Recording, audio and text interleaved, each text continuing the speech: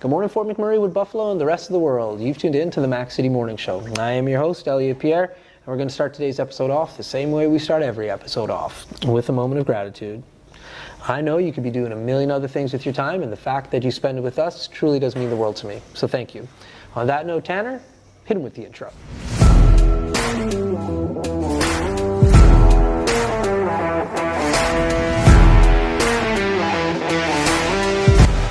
How's it going, you guys? It's Jake White, JJW, coming at you from Norrell Toyota in Fort McMurray. Just wanted to say hi and come on down, check the place out. Hi, my name's Richard. I'm the service manager here at Norrell Toyota. Hi there, I'm Adam. I'm here at Norrell Toyota. I'm a product advisor. Hi, I'm Cass. I'm the appointment coordinator. Happy to help you. Hey, it's Keith Simpson here. I'm the general manager of Norrell Toyota, soon to be Fort McMurray Toyota. Pretty excited for a new dealership. As you've seen, you met all my staff. These guys are all my family. We're here to take care of you. Come on down and be part of our family. And we are back. Big shout out to Norrell Toyota, our title sponsor for today's episode. We really do appreciate your ongoing support. As everybody at home knows, I do not introduce my guests because they can do a better job of that than myself. So sir, can you please tell everybody at home who you are and what you're about?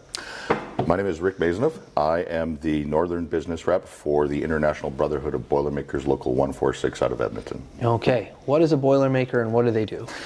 A Boilermaker, basically we work on, we work on boilers, we work on heat exchangers, we work on pressure vessels, anything that involves pressure, storage tanks, feed wells for dams, nuclear, out east, that's all our trade. Yeah. So we deal with the pressure aspect of the internals of industrial equipment. Yeah, how'd you get into that? Well, my great uncle started in the Boilermakers, I think 1 year after it was localized in Edmonton, and then he got my dad into it, and then my dad's like, if you're not going to school, you're getting a trade, so come with me. Yeah. And I signed up. And so school wasn't your thing? No. Mine neither, man. I like working with my hands. Yeah. Yeah. When I graduated from high school, I was just like, man, I don't want to do more school. But my mom made me. Thank goodness. Big shout out to my mom, Pamela Pierre. Thank you very much. But you got to do something. So you got put into the trades. And so how old were you when you got into that? Well, 17. Graduated, and my dad said, "Okay, come out with me for the summer." I did that, and then I went back and got some more education, thinking that I might want to go to university. I needed a couple other courses, and then after that semester, I did it for 3 years. Yeah. And at that time, I worked for my father for a specific company building storage tanks. Yeah. And I got yelled at every day. I had buckets kicked out from underneath me. Because my father always said, if you're going to succeed, you're not going to, and nobody's going to say that you did it because of your dad. Yeah, so I just said, screw this. And I actually left and moved to BC for 10 years and got into high steel rigging, building cell towers and rooftop installations. Okay. Got married, moved back to Alberta, was doing the same thing there for a little bit, and then in 2000 there was an opportunity to come back to the union doing boilermaking, and I jumped on it. So since 2000 I've been back steady with the 146. Nice. And then did that opportunity directly bring you to Fort McMurray, or were you jumping around prior to? A lot of, our bread and butter for a lot of years was up in this region. Like there is refineries down in Edmonton. There's quite a few refineries for shutdown. And the first part of my career, I built mostly the storage tanks. So we bounced around. There was, Hardisty has a major hub, a lot of tankage, but I did a lot of work at the Enbridge terminal just outside of Suncor Gates and at the Syncruise site. All the big tanks there that are just outside the gate, I actually worked on as an apprentice. Cool. Yeah. Building those. So it's neat to drive by and see projects that you worked on. I'm sure if you strip the insulation off, there's a "Rick was here" written in soapstone somewhere. That's so awesome. It's like, that's my favorite thing about talking to people in the trades. Like, it doesn't matter what trade you're on. Like, I was in England visiting some of my wife's family, and we're driving down, and her uncle worked on building one of the buildings. Yeah. And he's just like, hey, that's my building. And like the sense of pride that people have. Yeah. And like when you're driving, I was in Cape Breton, I said it earlier, I was with a guy who worked for road construction, and we drove over a patch of road. He's like, hey, I helped build this road. And like you have that sense of like, yo, I did this. And that's something to be excited about. Oh, for sure. Yeah. Not that my kids actually paid attention or really cared, but when my father used to do it. It's like, oh, I built that. And it's good to see it still standing after 30 years. Yeah, 40 years, right? So. Your kids might not care when you say it, but like they register it. They're like, oh, cool. Like they brag about that to their friends. Yo, my dad did that. Oh, yeah, that's neat. Maybe. Yeah, that's awesome. So where do you call home currently? I actually live. I live in north of Stony Plain. Oh, I have beautiful. I have a couple acres out there, but I spend the majority of my time up here. I'm up here basically Monday to Friday. Okay. We rent an office space right across the road here in the building with 955. Okay. And I spend my time up in the region because this is where my area is that I look after. I look after the members up here, and we always have work up here. So we're very grateful for the Wood Buffalo region and the people that live here, especially. There's always the bad apples out there that cause issues, but for the most part, we appreciate this town and the people that live here for the services that they provide when we're away from home for long periods of time. Like you talked about, you come up here for a shutdown for 3 months and you're working a 6-in-1 schedule. You have 1 day off. We encourage our people to go to town, blow off some steam, and go out for dinner, support the local economy type thing. But we do appreciate that's why I got involved with the Labor Council up here, to try to give back to the community. Where I know, like I've been personally involved in the Easter. We went down and handed out lunch for less fortunate people. We've got the Labor Day barbecue coming up, which we're heavily involved in as well.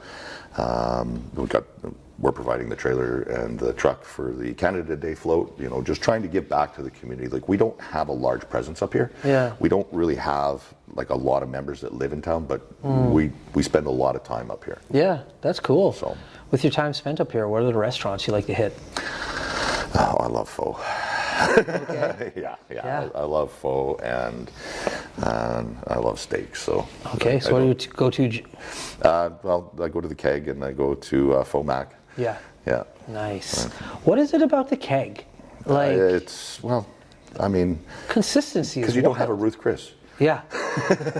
Listen, I was down in Vegas one time. I used to work in oil and gas, right? Yeah. So before I started my own company, and so we were on a company trip, right? Yep. Quarterly meeting.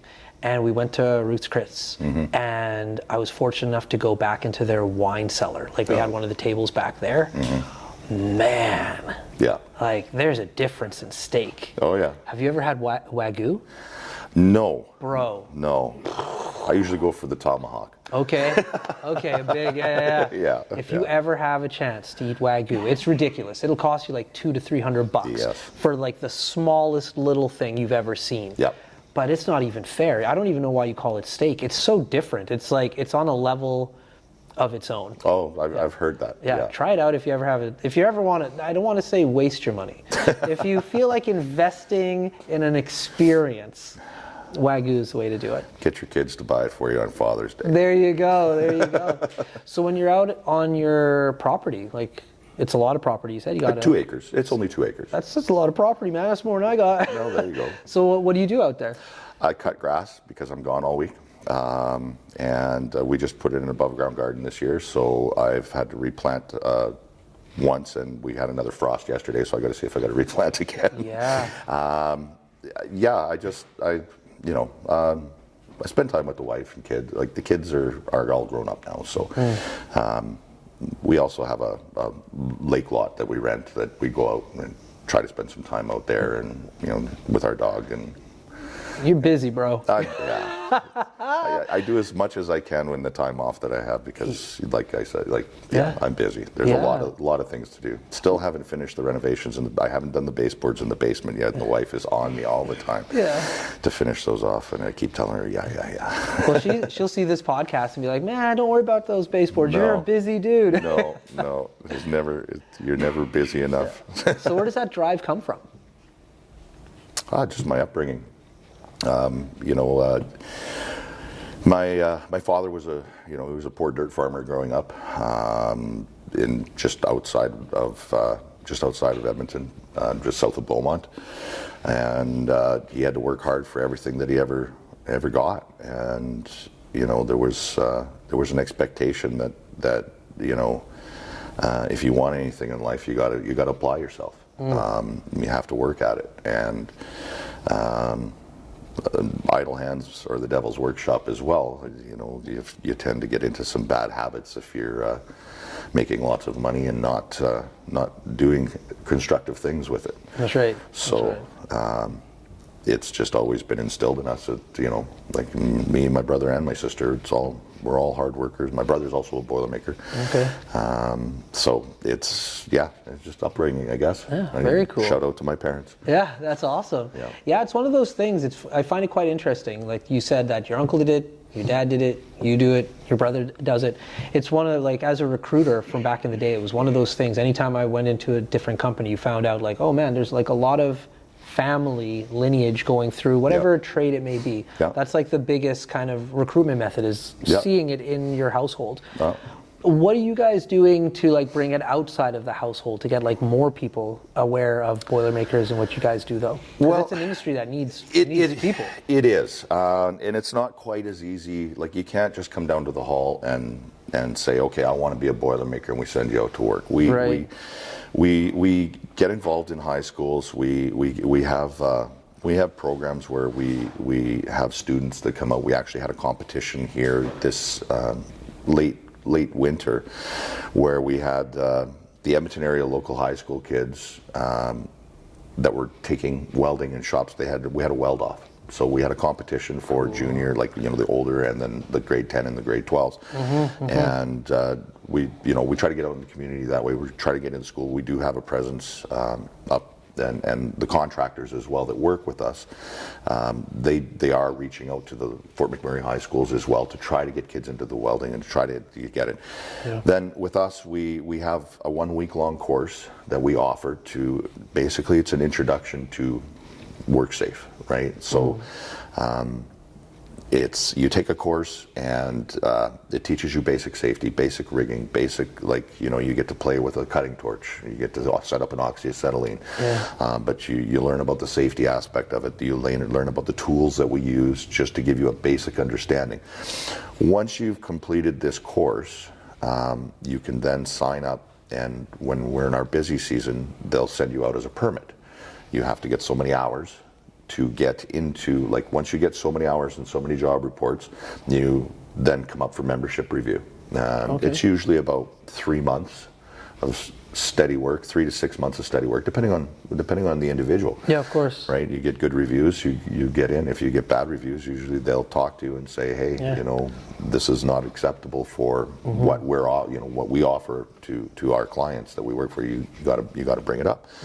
And once they reach those goals, then they get it brought up for review, and they become an indentured apprentice, and we sign their blue book, and they're on their way. That's awesome. Yeah. That's awesome. Yeah. So, in regards to the union in Fort McMurray, what, like, because you're here right now, like, what are you seeing is the difference in Fort McMurray when it comes to, like, what you do and the members that you have? Well, we don't have a large local presence.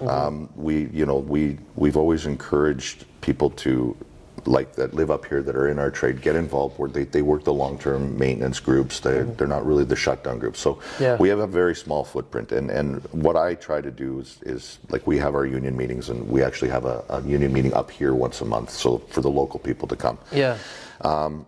Encourage them to get involved. Encourage them, like, when there was the rally downtown, I encouraged and called as many members as I could come down and support, right? Like, be involved in the community. When we had the day of mourning ceremony, again, I encouraged the members to come out and get involved. And we try to get people involved in the community, period, end of story. Whether it's there, here, it doesn't matter. But if this is your community, like, get involved. Like, and it's getting better. Under the leadership of Omar, the Labour Council has really established a presence in this town. I've only been doing this since December. Oh, wow. At this You're position. extremely good at it. You're a great spokesperson, man. Good for you. Thank you. But Luc Berube, who used to be up here, he was up here for 5 years, and he was heavily involved in the Labour Council, and he's moved on to Calgary now, and I've kind of stepped in to take up the slack for my union. But I've seen, like, there's a person there that's passionate and actually cares about the community, and it's like anything. People when people don't see leadership and they don't see a reason to become involved, they can become complacent. They forget that they're part of a union. They forget that there's events and there's things that go on. Yeah. And that's what Omar's vision and dream is, and that's what I want to help them do that. Yeah. Right. I want to be involved. It's you know, and as much as I possibly can. It's not even my community, but I know that this community has given a lot. I was here for the fires. I was actually working. I was living up in Thickwood at the time when the evacuation occurred. Okay. I spent this community helped, and this region helped me raise my family. So I want to be able to give back. Now that this is my territory, I want to be part of this community as best as I can, because I am here more than I'm at home. Yeah. So I just want this to, and I want 146 to be a presence up here as well, so that my membership does see a value in getting involved, right, and contributing to the community, because that's what it's about, right? That's what it's about, man. You got to contribute. You got to show up. You got to be present. It's not just about texting on your phone. Yeah. And it's like, yeah, I support. Well, how about you get off that couch and show your support? Exactly. You know what I mean? Exactly. Very cool, man. Yeah. Well, listen, we're out of time, but before I cut you loose, everybody gets a shameless shout out or plug. So you have the mic, the camera, the lights. Okay. Have fun. Well, again, I guess I've already said it. I encourage all tradespeople that have been able to work up in this area, whether you're in camp, whether you've got the opportunity to stay in town, support the community. This community needs our support. They have infrastructure here that is excellent. Take on an opportunity to take a look around and support this community. That's it. There we go. Yeah. Fort McMurray, Wood Buffalo, the rest of the world. That's been another episode of the Mac City Morning Show. From the bottom of my heart, thank you very much for tuning in. Big shout out to our title sponsor, Neural Toyota, as well as Carrie from Patchouli Rose and the beautiful people at Coldwell Banker. Hope everybody at home is having a great day, and we'll see you tomorrow. Peace. Good job, man. Thanks. Excellent. Only since December, eh? Yeah. Wow. You're like, you know your shit. That's awesome. I sat in the wings for a long time. Yeah. Because there was never any... Hi, everyone. It's Carrie with Patchouli Rose here at Thickwood Barbershop. If you're wondering what to get your loved one this season for Valentine's Day, I make an all-natural anti-aging skin serum called Good Skin. It's good for men and women, and it's available for purchase here at the barbershop, downtown at the Corridor Shops and Events, and on my website. Thank you for your support.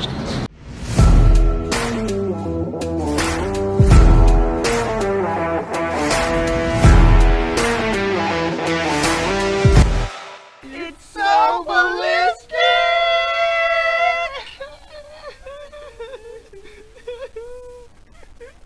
Talk about quenching your ugly thirst.